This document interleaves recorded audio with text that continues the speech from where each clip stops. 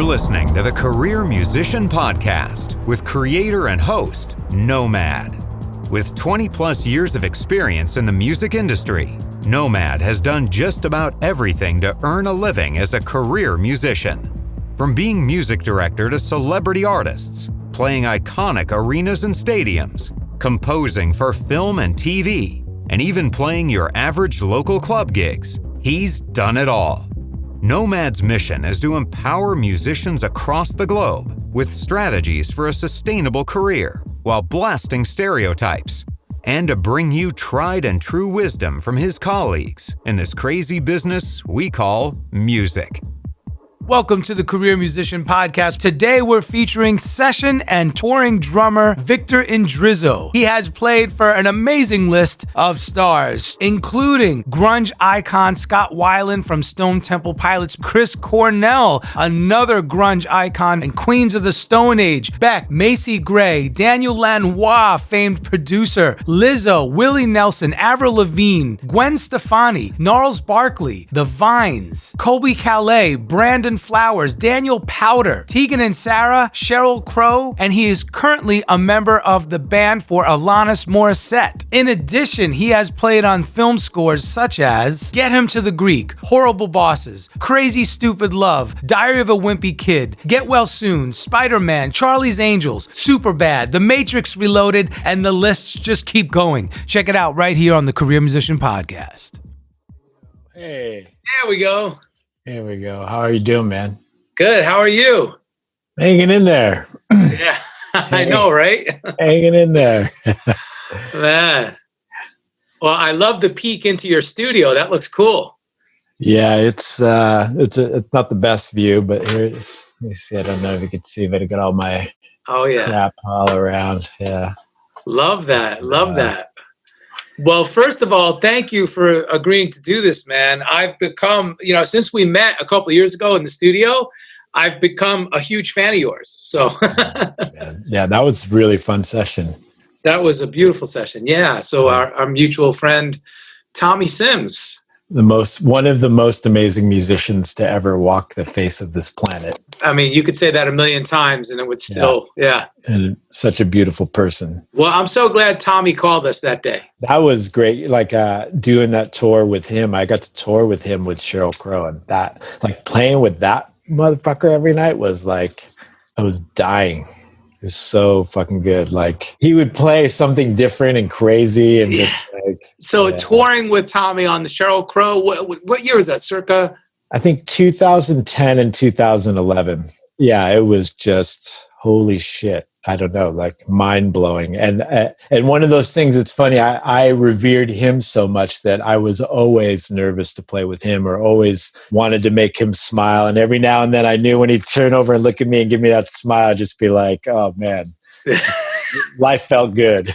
That's right. That's so funny. Like I said, I was in Nashville for 8 years. And when he first called me for a session, the same thing, like I got nervous, And then when I finally went to his place, and he had this big, beautiful house out in the country that was converted into a studio, I was like, oh, okay, it's just a hang, So then I became more comfortable, actually, which was good. Man, well, I'm just going to start right out. Victor Indrizzo, welcome to the Career Musician Podcast, man. Very happy to be here. Yeah, dude. Okay, so I have lots of things to ask you. Very exciting, because you've had an illustrious career with some beautiful credits. And first, I want to start off. What was the moment that the music bug bit you? How did it happen? Well, it's really as far back as I can remember. I mean, literally, my mom said she got me a drum when I was a year old. And I don't know, I was a weird kid. I was always obsessed with music. And I think maybe some of that had to do with my childhood. It was definitely in the more traumatic kind of area. There was a lot of abuse and alcoholism and drug addiction and all of that kind of stuff. And so music was this amazing escape where I could just live in this whole other world. Right. And it's still like that for me. Like it is still my drug. It's like, I'm always still in love with music. Isn't that the truth, man? And for so many of us, the therapeutic side of it, right? The cathartic aspect of music is where it's at, Yeah. So couldn't agree more.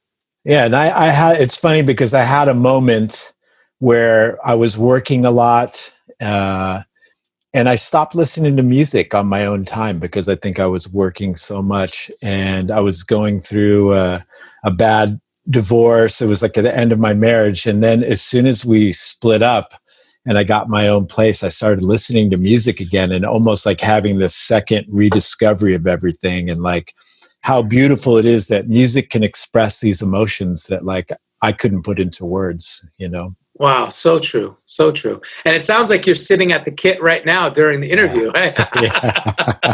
I love that, bro. That's killer. I heard the little slush of the hi-hats. Yeah. Always here.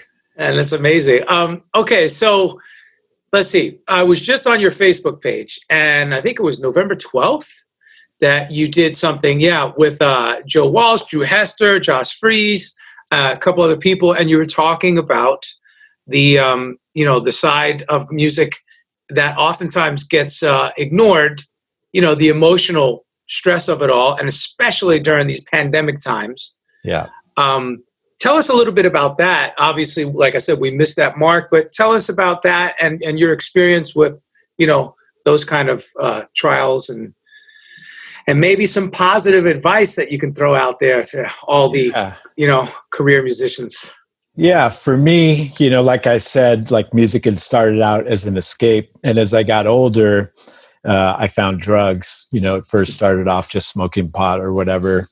And then slowly graduated into harder stuff. In the 90s, I was hanging out with Scott Weiland. And in the 90s in LA, there were a lot of drugs going around. And I never set out music always meant so much to me that I didn't want to go down that path of being a drug guy. But somehow, I wound up going through a divorce and life and not knowing how to cope.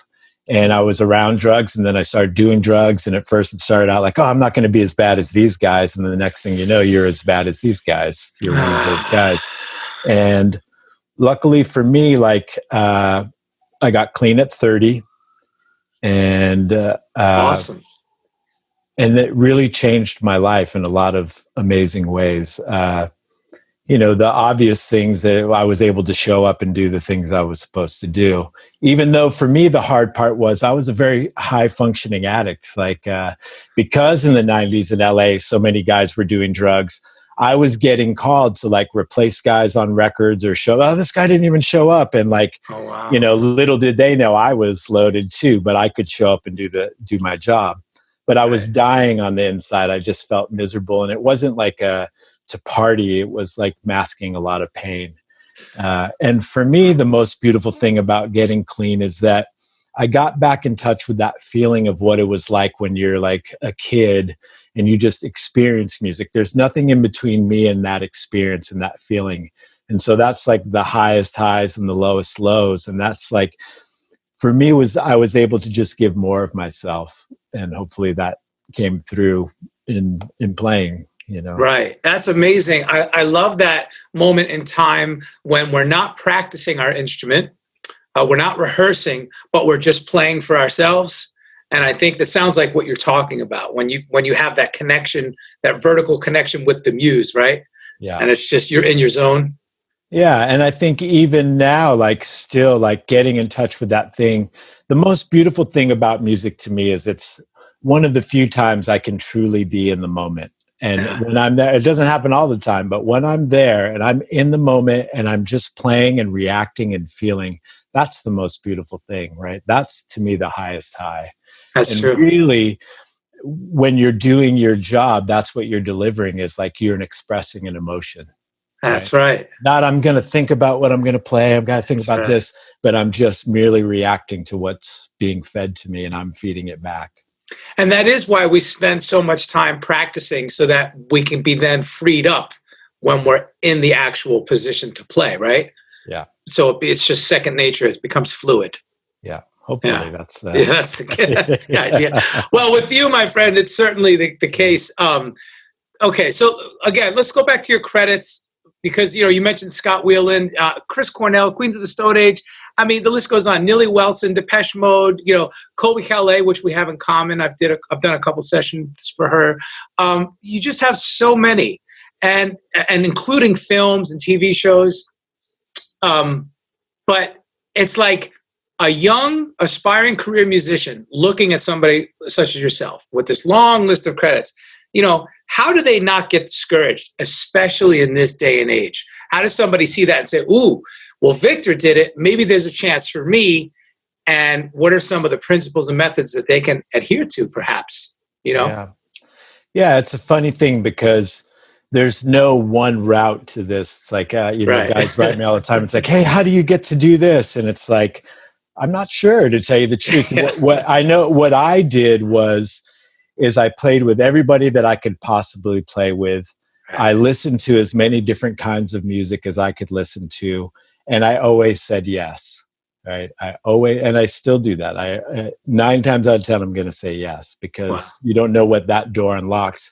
And there were a million times I did something super crappy that I would never want to do again. But you meet an engineer, a producer, a guitar player, somebody else on that session that goes, oh man, I really liked what this guy did. So then you get hired, and you never know what door unlocks the next one. That's right. For me, I loved music so much that I made that decision early on that I was going to say yes and just be open to whatever came. And it was really slow.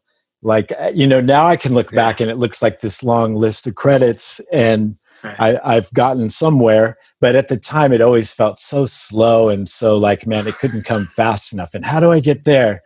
But the thing was too, is there's so many times, and I think one of the most important things to being a musician, if you really want to do this for your living, is the ability to pivot. And the ability that when one door closes, that's not the end all be all for you, that you're like, okay, this is done. Now where do I go? What's the next thing? And even when there's nothing to do, then work on something that will get you to the next level. That's right. Yeah. And I just feel like, it's funny because early in my career, it was like punk rock and all these things. And that wasn't even the music that I listened to, but those were the people that I was around at the time. And so I did that. And, luckily I slowly got to do more things that were kind of more in my wheelhouse or what I actually enjoyed. But I think having that thing, especially if you're going a session route, like to be able to be familiar with a wide variety of music, right? Absolutely. And I loved, I read this Ray Charles book in my 20s, and he said that there's beauty in all music. He's like, sometimes you got to look a little harder to find it, but like it's there, right? That's right. And so that's how I've tried to approach things, and even things that I'm not that into. Like I've played on things where I was like, man, I don't like this. This is not what I would listen to. But then I try and stop and I go, well, what's the intention here? And I try to get into the character of like, what is this person saying, and how can I, best express this? That's right. You said so many good things there that I want to unpack and examine some things. Number one, you said, being versatile. So you have the nuances of a jazz drummer. When I listen to you play, I can hear I could tell whether you either studied jazz or you listened to it at some point in your life. From my perception, it seems like it, because you have those fine nuances, right?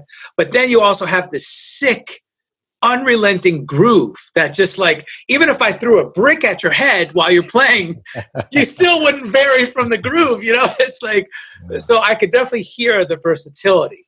So I love that you said, maybe you weren't studying punk rock, but you ended up playing it because you were hanging out in that area at the time.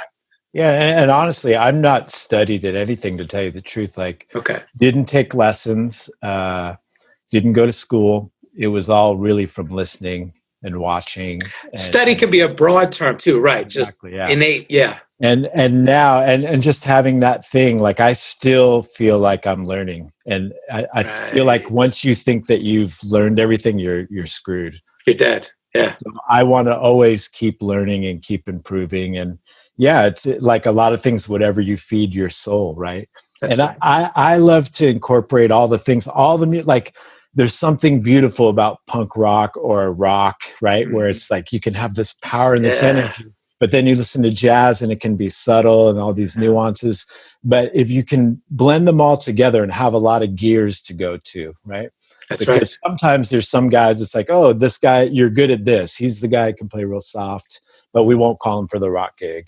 And then there's the rock guy who can't be quiet, right? So it's like, I wanted to be the guy that could do it all, or like have a shot at doing it all. And that's what I love about your resume, because I always aspired to do the same. So when I see Daniel Lanois and Lizzo and Willie Nelson all in the same sentence, I get excited. I'm like, yes, that's the guy. Because often, as you know, in music, we get pigeonholed, right? Like you just said. Yeah. So it is so important to do that. But here's a trick. How did you make sure people knew that you were adept at all of these genres and authentically adept? Yeah, that was the hard part. And that's what was very frustrating early on, because I would get calls for rock things and not some of the other things that I would have liked to have done. And it's just like by playing, it's just like it had to be over time.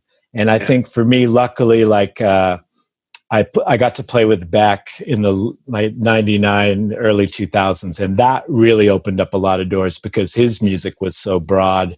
And then people got a chance to see, oh, this guy can do some other things.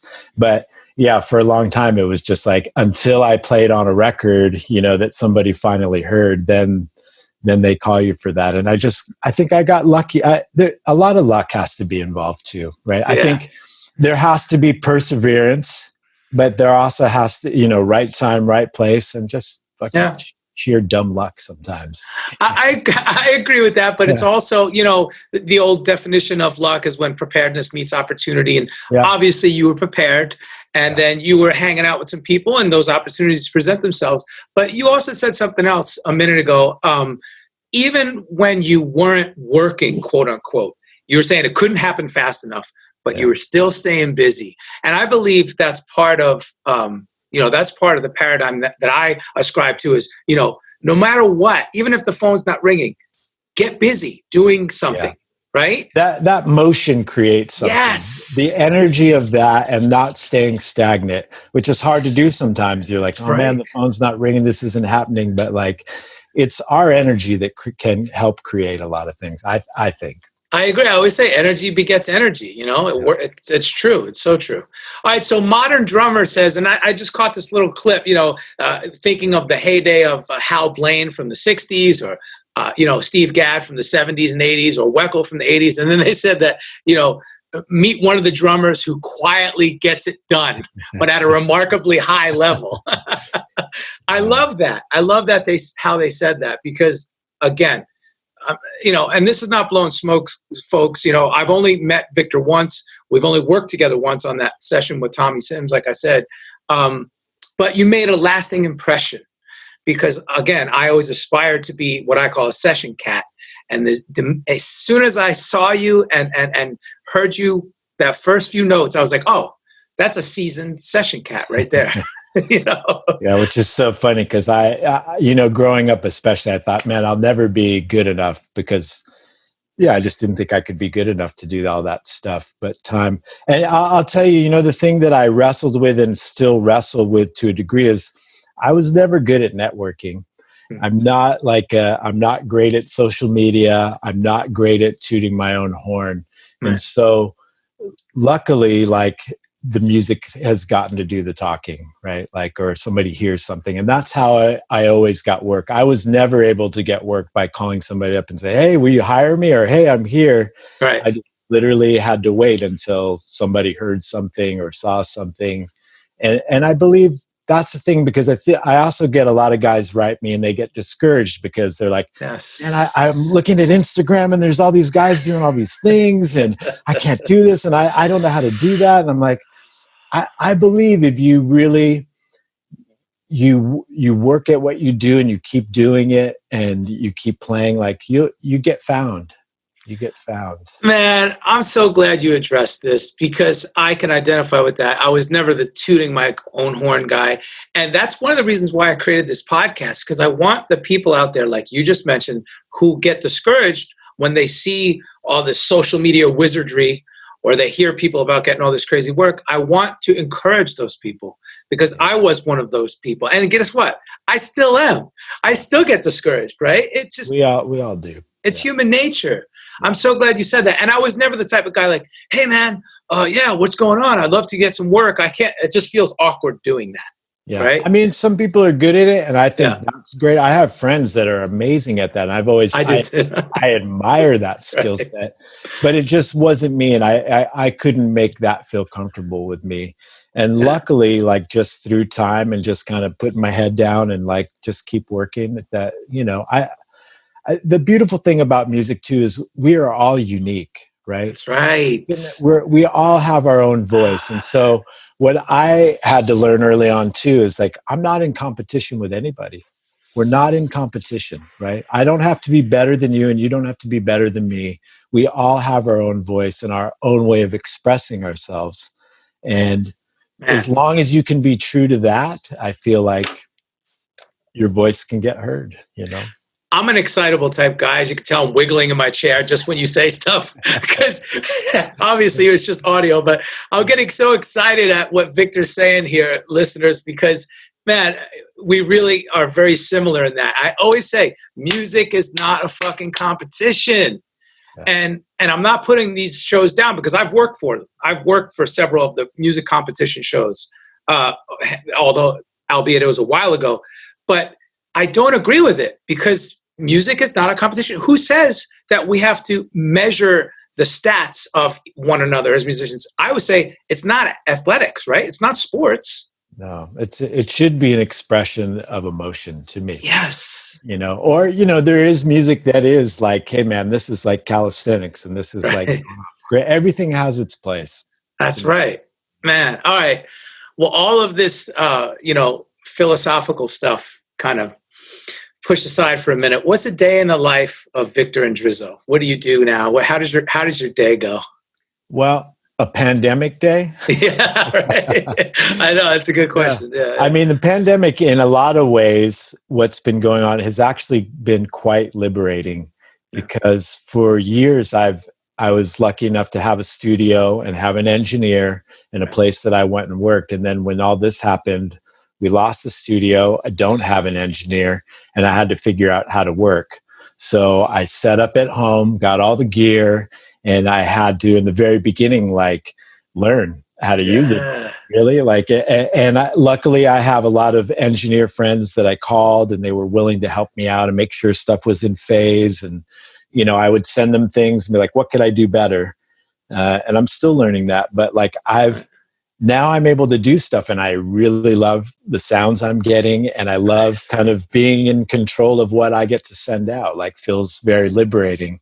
But so the funny part for me now is, if I'm at home and I'm recording, it's usually after 3:00 after my kids are out of school. So I get up, get them ready, then I will track whatever I have to track for the day. And luckily, like I've been going out and recording in the past couple months again. That's like, awesome. Here and there, it's been happening, which is a trip. And then on days when I don't have things, I started doing this thing with some friends where I would record a groove, send it to a buddy. He would record something on top of it. He'd send it to another guy. And then we did like a whole record of songs that way. And then I would mix it. And that same thing of like, man, I need to work on my engineering chops. So let's do this. And the more stuff I have, the more I'm learning and getting better at. And so it's that thing of like, every day, what can I do to try and make myself better, you know?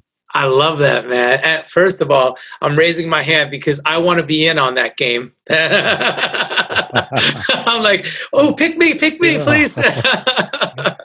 Number one. I'll send you some stuff. Awesome. I can't wait. So tell us a little bit about the technical side of the rig that you built. Are you using Logic, Pro Tools, or, you know, how'd you go about that? I'm using Pro Tools. And what did I get? I got an Apollo X8P, and then I also got I got an Audio Fuse 8 preamp thing. And then luckily, like, I've collected a bunch of compressors and stuff over time. And I was fortunate enough to, like, through the years, buy enough good microphones to get the job done. And you held on to those microphones. Thank God. It's funny because that's so when important. this all first happened, there was a couple mics I was going to sell. I'm like, oh man, who knows when I'm going to work? Like, thank God I didn't sell them. And like, yes. And you mentioned also getting them in phase or out of phase. There's a fine art, man. People don't realize that. The engineers, the masterful engineers, they're just as much artists as the musicians are. Absolutely. And especially with drums, you have, I think I have 12 or 13 mics up, and like making sure all of that's in phase and working, and like, man, hats off. Though I was thinking about when maybe things go back to normal and we are all back in studios again, engineers are going to be bummed because everybody's going to be like a know-it-all about how to get their sound. And like, that's funny. That's funny. Yeah. I don't know about you, but it sounds, I don't know. I'm sure you have the diplomacy. I would much rather work with an engineer. It just takes the pressure off me. I would love, like I was in a tracking session the other night and at another studio, not mine. And it just felt nice to sit behind the glass, put on some cans and play guitar. Yeah. That is the hard part of like having to like do all this and then play. Yeah. I literally have my computer next to my kit. So it's, right. Some days that's awesome. And some days it's a big pain in the ass, but I love it. Like, and that was the thing is I always have paid attention to what engineers are doing. And I've always asked a lot of questions. So on any session, when I see somebody doing something and each engineer is like their own musician, like you're saying, their own artist, they have their own way of doing it. And I love asking them like, well, why are you doing that? What are you getting out of this? What preamp are you using? And what's this? And what's that? And right. With all of it, like I love seeing what guitar players do and what pedals they're using. Yes. All of it. Like always being a student. Hi, this is Victor Indrizzo, and I'm a career musician. Go behind the scenes with host Nomad to gain inside knowledge of entertainment business from the world's leading musicians, artists, producers, managers, and more. Binge previous seasons of the Career Musician Podcast and subscribe for all new episodes. I love that. It's so true. I am a pedal whore, I will admit. I have too many pedals. I love guitars, I love amps, but for some reason, pedals are just the little trinkly toys that are just fun. On that note, I love how drummers have different techniques with either their snare drum or their cymbals. Now, I noticed you had one of those, forgive my ignorance, I don't know what you call that little circular clear a Ritchie ring. Okay, a Ritchie ring. But then you had a piece of loose leaf paper underneath that sucker. Yeah. It sounded so sick. It was like, it was crackly, but still thuddy. I don't know how to, Yeah. There's a lot of tricks I picked up from like, when I was a kid, I had literally the crappiest gear you could imagine. Like we were really poor. And when I finally did hobble a kit together, it was literally the worst heads, the worst pieces of crap you could imagine. And so I had to figure out all of these things to get different kinds of sounds. Right. And through that, like sometimes I remember I was practicing and I had maybe a magazine or something on the snare and I hit it and I was like, oh, and then I pulled back a couple pages to get like a fewer pages. I was like, oh man, it just gave this whole other kind of sound to it where you could deaden the drum, but the paper also gave it this weird little top end to it. So it's still kind of cut through. And I think like a lot of things, like any guitar player, like drummers have to know your sound in a way to get different sounds. And especially now with technology and where like a lot of pop music is there's a lot of programming. And whereas in the early 2000s, it would be you'd have a song where the verse is the program loop and all of a sudden Real Guy shows up for the chorus, right? Now people don't want that so much. They want it to sound programmed all the way through. That's right. And so I've figured out a bunch of different ways. A lot of times I'll use like a goat skin on the bass drum to make it sound like an 808. I'll use concert toms and then figure out different ways just to get different kind of sounds that kind of blend in with everything. I love that. That's a great, if you don't mind me asking, a great example would be you played on the Lizzo 'Cause I Love You track. What Juice on Juice. Juice, right? So sorry, right from the album Because I Love You, but Juice. Yeah. So huge. Juice was a huge hit. What was your approach there? Same kind of thing. Like, so I've been very fortunate to do a bunch of stuff with this producer Ricky Reed, and I've been doing a bunch of stuff from home with him. And I love how he approaches stuff like almost like programming. So like, kick, snare, hat is one track, or even just kick and snare. Then the toms are an overdub, and I think on that we did a lot of things. We did like timbales, we did cowbells and all this, but each in different layers as opposed to doing one thing, so you can control the sound and make it seem more programmed and have better separation of everything. I like that approach. And when I work for him, I do a lot of stuff like that. Sometimes not even kick and snare. It'll just be toms or weird percussion things. And see, that's that pivot that you're talking about. That's a musical pivot. Yeah, because I think that's the other thing. Like there's always, oh man, there's no real drums or everything's programmed. Well, I was like, well, if I want to work, instead of like just being pissed off about it, why don't I find my lane to fit right in there and make myself useful, right? I think that's right. Instead of getting bummed about it, I've tried to embrace it and figure out how I can fit in. And the same with like just even making weird shakers or making percussion things that will, just enable you to like keep going and make it more interesting for me too. It becomes more of a challenge. It's like, oh man, how do I make this sound not human? Or how do I, come up with a sound somebody hasn't heard yet?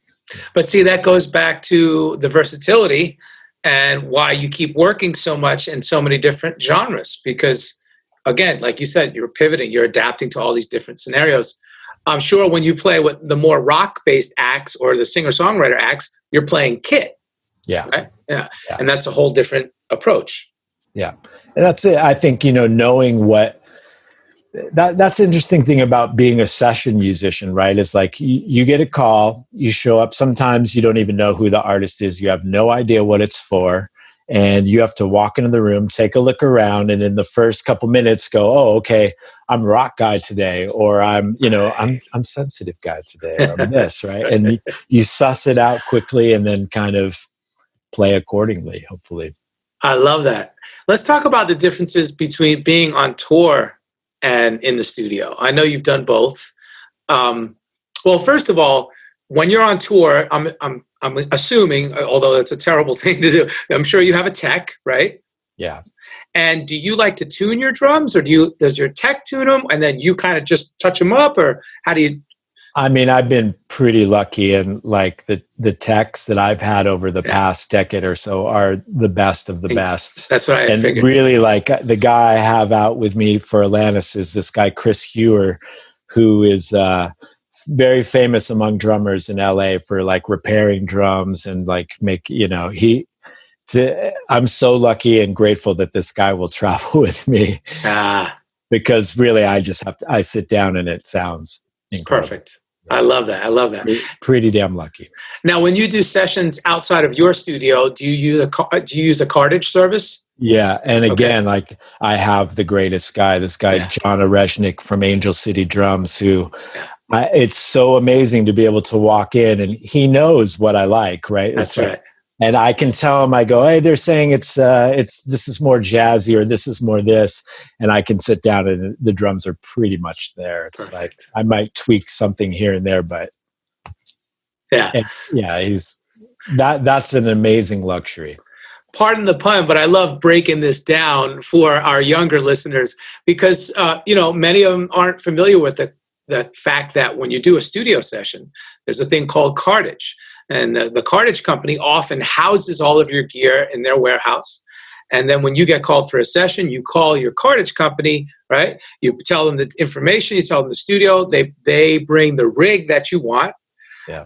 They set it up for you, tune it, and all these things. So cartage and that whole concept and having your tech set everything up and prepare it, that's kind of a dying thing too. It's more the exception now than the rule, right? Yeah, I suppose so. It probably is. I mean, I definitely feel pretty lucky that's pretty much the case when I get to do stuff. But I learn a lot, like from tuning my own stuff and experimenting with different kinds of sounds. So basically, I have duplicates. I have 2 rigs and they're almost identical. I have the same drums at home as I do that I would bring out to a session. Right. And so when I'm at home, I'm doing all the tuning and all the stuff. But I would say, yeah, it's fun to just experiment with weird shit that you can do, you know? Yeah. You know, you can put towels, you can put moon gels, you can put paper, you can put whatever whatever you can dream up and then see if it sounds good. Sometimes it does, sometimes it sounds terrible. I remember I was living in Nashville in the late 90s, early 2000s, and my buddy Yoshi Jackson, great drummer out there, he took a splash cymbal and put it on his snare drum. Yeah. And when he hit that and it cracked, it automatically gave you that Teddy Riley programmed snare drum sound, right? Yeah. I lost it. We were on the gig. I was so excited by that. I was like, holy shit, what a beautiful concept, right? Yeah. So I love that when you take those chances. That's cool. It's really fun. Awesome. All right. So let's talk about today and projects on the horizon or any future, goals, aspirations coming up for you. Yeah. Well, hopefully we had an Alanis tour that was planned for this year that has been postponed. They're saying that we'll go and do it in summertime. I don't know. I hope that it happens. It's funny. I never thought I'd miss touring so much, but especially with that group of people, hopefully it will happen. And right now we've just been keeping busy doing a lot of these kind of at-home videos. And we even, we did a Christmas single. We did a cover of War Is Over, Happy Christmas from John Lennon. And got to record it here and mix it and put it all together. And so, yeah, I don't think so much about the future except doing what's in front of me at this point, really, to tell you the truth. Yeah. I do hope we get to go back on the road because I feel like that's going to be an amazing emotional experience. Like for us to play music and people to see music and be together will be a very beautiful thing. But, I couldn't agree more. Yeah. Other than that, at this point, I'm kind of on autopilot with stuff. Yeah. Work comes, or I'll keep learning and keep growing. But yeah, it's funny. This is the first time in my life I haven't really worried or thought too much about what's around the next corner. I just want to just keep going. I feel really happy. And I'm 53. I just turned 53 and I'm excited to finally feel like comfortable in my skin. You know what I'm saying? Wow, I know it. I've never felt like that, and I always wondered where my place was and things. And I finally feel like I know what my place is. I know what I'm doing, and here I am. And if the phone rings, great, and if the phone stops ringing, that's great too. I'll keep doing what I'm doing because I love playing music. So that's not going to stop. But whatever's supposed to be is going to be. Dude, you just answered 2 of my questions. I love it. The first one was, do you have a mantra? And whatever is to be will be. I love that. And the second one is, how do you define success? And you just defined it perfectly. I mean, I identify with you so much. I'm 48 myself. By the way, you look great. You're healthy. You're strong. You're vibrant. You're doing your thing. And I like to think myself as the same because if for some reason when you get in the mid 40s and you start turning that corner and then you get closer to 50, you're like, holy shit, where did the time go, right? Yeah. It's just hard to fathom sometimes. Yeah, and I still I feel like that I don't even know how to put it, but there was always in music, it felt like you had this little window, you get a time frame, right? Like Hal Blaine had 60s to the early 70s. Each era, you were only relevant for so long. And I don't know that maybe lack of credits is a good thing because people don't know that my time expired a long time ago. So and I still get excited. It's there's young guys calling me to play. So I'm like, man, I'll play as long as you want me to play. And I'll go quietly in the sunset when they don't. Yeah, but it's all about the character and the person, the type of hang. You're such a good person and a good hang, so it comes naturally. And that's what we want when we create music, right? We want that fluidity, that organic vibe. So Yeah. It's No. funny. Oh, go ahead. Sorry. Oh, I was just gonna say it gives me a lot of like joy to know that there are a lot of like these classic guys. Steve Gadd still works. Peter Yes. Erskine still works. Yes. J.R. Robinson still works. You Yes. know, not Steve Ferroni and Steve Vinnie Ferroni. Colaiuta. Yeah. With music you can go on. It's like and I hope that I get to be that lucky. I love that. I just interviewed a good buddy, Mac McDonald. He worked with John Denver in the 70s, and Hal Blaine was on the tour with them. And he was telling me some stories about how, and again, like, it's so neat. Just love hearing that history and love hearing about the musician spirit. We all seem to have a very similar spirit, right? Yeah, it's funny. That's well, I always think of Hal Blaine or Jeff Becker, all these session greats. Like every time I get to go into one of these studios, right? Like we're at Sunset or whatever. It's right. Like I'm always still. I've been there a million times, but it's like going into this church or like yes, so aware of what's in the walls. You know? It's so funny you said that because that was my first time at Sunset on that date, and I don't know if you remember, but I was geeking out. I was like, "Wait a minute. This isn't the room that Prince, are you serious? Get the fuck out of here." And then I went across the hall and I'm like, wait a minute, this isn't where Eddie Van Halen recorded Van Halen. Get the fuck out of here. I couldn't believe this. Yeah. It is. Those are hollowed walls, right? Yeah, hollowed spaces. For sure. Man. Okay. I can't wait to work together again to play. It's just going to be so much fun. All right. So did you ever have a pinch yourself moment where you were like, oh my gosh, I can't believe this is happening to me? It happens a lot. There you go. Yeah. All the time. And like I said, even just going to a studio, I was in East West last week and I know all the recordings that were done there. So that's the one thing I've really tried to stay in touch with is like, it never escapes me how lucky I am. And it's the same with being on tour, playing in front of people. It's like, man, I am so fortunate that I got to dream of this as a kid, and now I'm getting to do this. That's right. And so, yeah, there's a million. Yeah, I know. There's a million, but it's truthfully, every time that I get to play and still do it, or somebody wants me to play, that's a pinch me moment. That's it. I love that. You've dropped so many amazing pearls of wisdom throughout this whole discussion. In rapping, is there anything else that you'd add to that?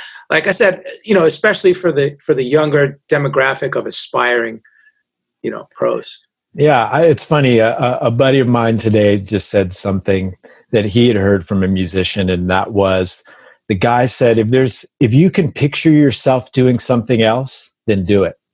And if you can't, then do music. And it's like, or if that's your love, like my passion is music, and I've never pictured myself doing anything but music. Right. And so I believe that if it's really in your heart and you really can persevere and sometimes starve for it, like sacrifice it for it and ride the roller coaster of it, like you can do anything. I really do believe that we limit ourselves, or we listen to people. I'm too old. I'm too this. I'm too inexperienced. I'm too that. I can't play like this. It's like, fuck all of that, man. Yes. If it's in your heart, then it's going to be. Then make it happen. Dude, can I memorialize that wisdom and put it on a plaque and send it to everybody? All right. I love it. Hey, how about some rapid fire questions? Yeah. All right. Name 3 tour essentials. 3 tour essentials. For me would be good headphones, meaning for live. Like I'm not a fan of the in-ears, so I use these guys. I was just going to say. I don't care how silly I look. I'm going to... Yeah, but I love that. And you know who else uses those? From Shania Twain, my buddy from Nashville. Oh, gosh. You know him if I said his name. J.D. Blair. J.D. Blair. Yeah. They're the best headphones. I'd say good headphones. For me, I need a hobby. And so for me, it's either photography or doing videos or something that I can pass the time with and not go crazy. And then also like bringing a fold-up bike. So cool. You're not stuck in any one place. And on the Alanis tour, we all had fold-up bikes, and we were a little bike gang. We go cruise the town. That's so cool. I love that. I love that. All right. Song or band that changed your life? Only one? I'm sure there's many. You can name whatever. However I mean, many. I'd have to say one song that changed my life would be probably Sir Duke, Stevie Wonder. Hearing that in third grade, I'd already heard a bunch of amazing music. My mom was a hippie who listened to all kinds of music, but there was so much joy and something otherworldly about when I first heard Stevie Wonder that, like, to this day, anytime I put that on, it's like I can't feel bad when I'm listening to Stevie. And that snare pickup, just to get into it, right? Oh, I'm thinking of Superstition, ta, ta, ta, ta, right? Yeah. But how does Sir Duke start? I forgot. Right on it. Yeah, right on the head. Yeah. With the hi-hat. There was so much joy, and it was so like, God, I just... Yeah. And Stevie played drums on a lot of those songs, right? On a lot of, I don't think he plays on that one, but like if you go, his 70s albums are like the most amazing. That to me is school right there. If you want to, you can learn everything you need to know about music. That's right. Speaking of that, what's in your playlist now? I'm obsessed with this live Donny Hathaway. There's a version of I Love You More Than You'll Ever Know that I listen to literally every day. That and the Dells, Stay in My Corner. Nice. Those two songs I could listen to every day. And they just, from note one on both of those songs, it's something that just soothes my soul. I love that. So going back to the touring days, what do you do to keep from going insane on those long travel days? Like when you're stuck in airports or on a plane or on a tour bus? Yeah. Read. Nice. Do a lot of reading. A lot of phone calls, and I'm a recovery guy. So I go to meetings to keep sane and like not stay out of trouble. And excellent. And luckily for me, like in the last 10, 15 years of touring, I've been fortunate enough to tour with people that are amazing and that I love being around. And that wasn't always the case. I've had tours where you're just like, oh man, this is a nightmare. But, same here, yeah. But to be on those ones where it really feels like a family and everybody's like you hang out every day, like I love that.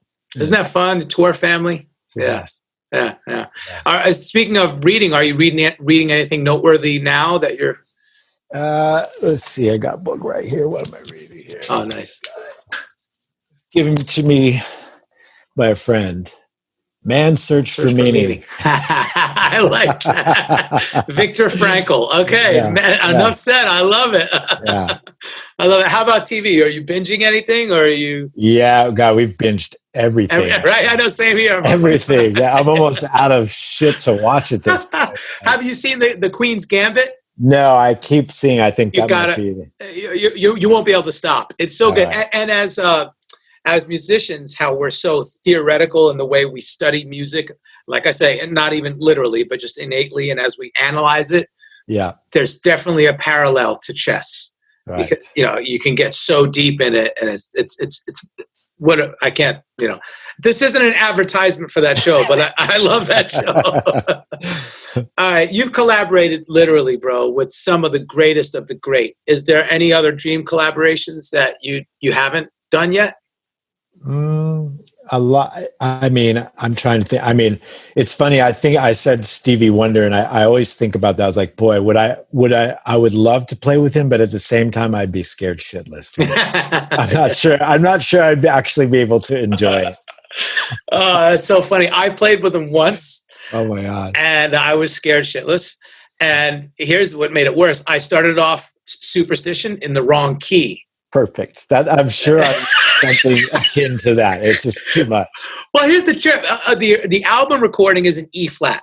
Okay. And we all know that the guitar doesn't go that low. It only goes to E. So I didn't know this, but Stevie and the band had changed it to, they played it in E since all the guitars. But I started in E flat because I'm like, so they're playing and I join in with my little, funky kind of clavinet, faux clavinet line. Right. And Stevie goes, on the mic, bro, guitar player, E. And I'm like, oh my God, what a jerk. Bro, I couldn't hide under a monitor fast enough. I was like, I got to hide. So I'm sure I would do the equivalent. I'm sure of it. Oh man! All right, I forgot to ask you this. We talked about it. I'm a Long Island guy as well. You're from Freeport, Long Island. Freeport. Woohoo! Strong Island, baby. Strong Island. Yes. So I was just going to ask you, what reminds you of home? Well, I mean, I moved here when I was 10, so really like what reminds me, good Italian food. Yes. I'm drawn to people from the East Coast. There's something where I think the brains run a little faster. That's right. I'm attracted to that. I love that. That sounded so terrible for me to just say that with such conviction. That's right. If you're not from the East Coast, you're a loser. You're a little slow. You're a little slow. I'm sorry. I don't mean anything by that, people. We're just, it's like people who are from Texas. They're so proud to be from Texas, Yeah. We're just proud New Yorkers. All right. And then finally, drum roll, please, right? If you weren't a career musician, what do you think you'd be doing? Well, the only other thing I have a same passion for is recovery. And so I could see a time now that if I wasn't playing or nobody wanted me to play anymore, I would go into the field of recovery and helping people get clean. And I try to do that now, but I would do that. That is amazing. And that's, that is such a necessity. So Victor Indrizzo, thank you. Man, thank you. What a super dope interview. I'm so excited. It's so funny because you've come across my mind several times over the years. I think it was 2 years ago we did that. Yeah. And I've emailed you, and every time you're very responsive. You're like, yeah, I'm ready. And then my life just got hectic. So I'm glad we finally got to do it. Me too, man. Yeah. I'm going to send you some grooves. Oh, I can't wait, dude. I have this idea because all my best friends are drummers. I wanted to make an album called that. All my best friends are drummers. It's funny, drummers and guitar players, right? There's something about that energy. I have the same in my life. It's true. Guitar players. And I feel like my right hand is attached to your hi-hat. Like I'm always like, for me, the hi-hat and the guitar strumming hand, I'm like, yes, that's where it's at, Yeah. Oh, man. We have the fire. Yes, sir. Good stuff, dude. Thank you so much. Thank you for asking me, Matt. Download, subscribe, and leave a review on Apple Podcasts, Spotify, or any of your favorite podcast platforms. Follow The Career Musician at Facebook, Instagram, and sign up for the Career Musician newsletter at thecareermusician.com. I'm just a nomad, nowhere man, writing the songs in this one-man band. A nomad, yeah, I'm a nomad.